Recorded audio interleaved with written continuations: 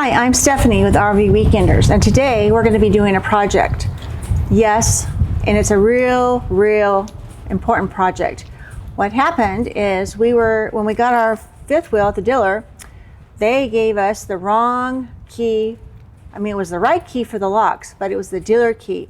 So we were able to open anybody's lock. And we found an open bin from one of the neighbors at our house, and they weren't home, so we had to close it and lock it for them. We didn't know we could until we tried our key. So we thought, okay, we really need to change our keys. So this is what we're doing today. And my DH, dear husband, is going to be doing the project himself. So welcome back. Please like and subscribe to our channel, and be sure and stay with us. And if you have any comments, please leave them. Only good comments, of course. So here he is. Okay, so let me talk a little bit about what we found, and that is with this gray key. This is the master key that the dealers have to get in and out of these trailers. Okay, and you see that we've had this key for quite a while. It's a global lock key, and it's a G391 key, which is only supposed to be for the dealers. That way they can get into your door, they can get into the garage, they can get into any part of your trailer that they need to that has a key. So the problem with this is that if I have one, how many dealers out there are giving these out so that you can get access to your trailer, but now you have access to everybody else's. Now, what we did do with almost all of our locks was go to an RV lock mechanism. So if you look up on our door, you'll see that we have the RV locks on our door, but we also put them everywhere else. We put them on our storage doors up front, and also around the side where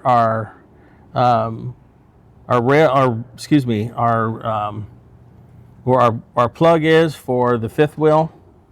We have a real plug for the fifth wheel. It's over on the side. I can show you that real quick.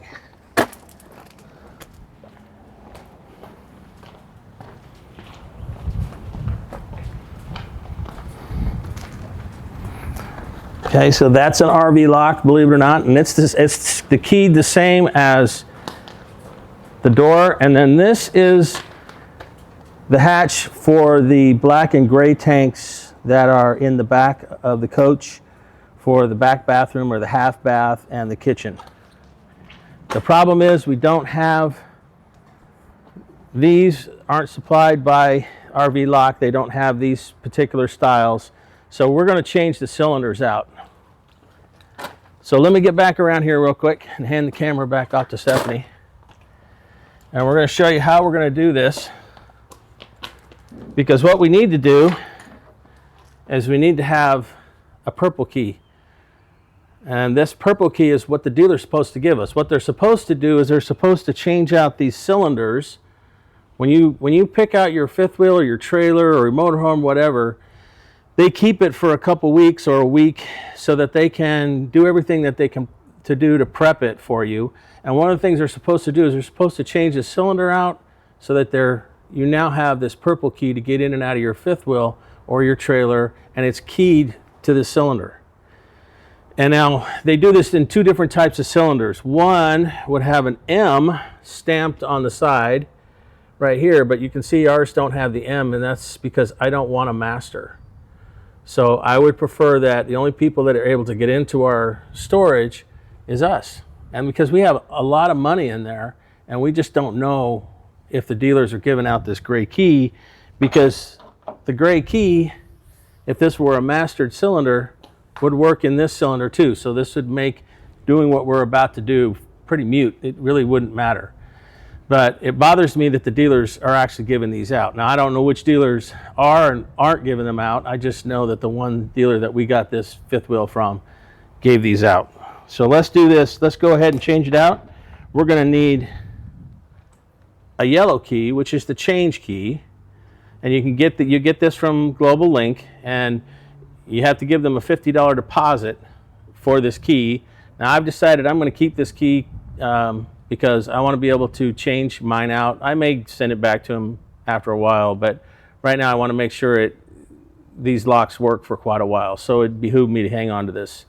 So the first thing we need to do, let's go ahead and go on over here to the lock, and we're going to make sure that the lock is in the open position, which it is.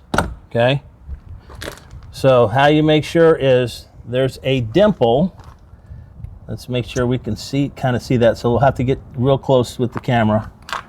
So right there is a dimple, and then there's a dimple right here on the locking mechanism.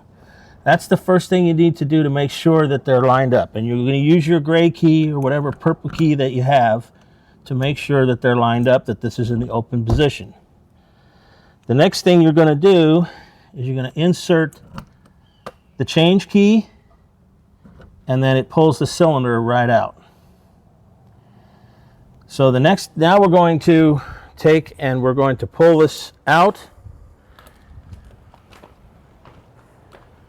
We're going to take one of the new cylinders, making sure that this is in this position here. Okay, and then back in the back, let's see if you can see it. You see that T back in there? That needs to be in that position, or if your keys are up and down, if your dimple is up here at the top instead of on the side, then that T would need to be turned so that the horizontal bar is up on top. So now we're going to take this, and we're going to make sure that the dimple right there is going in on this side here, because here's the dimple there. So we're going to push this in. Then I take my finger, hold the cylinder, and pull the lock out. Now this is set. We're going to take the purple key and we're going to turn it a couple times to make sure that it's working. Pull it out. Put it in just to double check it. Okay, right now we're in the open position, turn it to lock, and it's locked. So we did it right. Woohoo! Okay, well, we got 3 more to go. I'm not going to bore you with you doing those 3, but I just wanted to make sure that you got this. So now that we've got that one cylinder changed, no one will be able to get into our garage and take very important and expensive equipment. We have all of our Victron equipment in that location, so there are a few $1,000s worth of stuff in there, as you guys have seen me install over our videos, and we don't want anybody to have access to that. Okay, well, that's it for this video. I will leave a link down below for RV Locks and More, which is where we got the cylinders from, and they also have another video on there that you could watch. He pretty much does the same thing, except I do mine a little bit different because I think that you need the extra information that he doesn't provide on his video. So, Stephanie? Hey, thanks for coming back with us, and be sure and like, subscribe, and comment. We like to hear comments, and I really want to thank my husband for installing those locks. I was really excited that he was able to do that. It was so easy.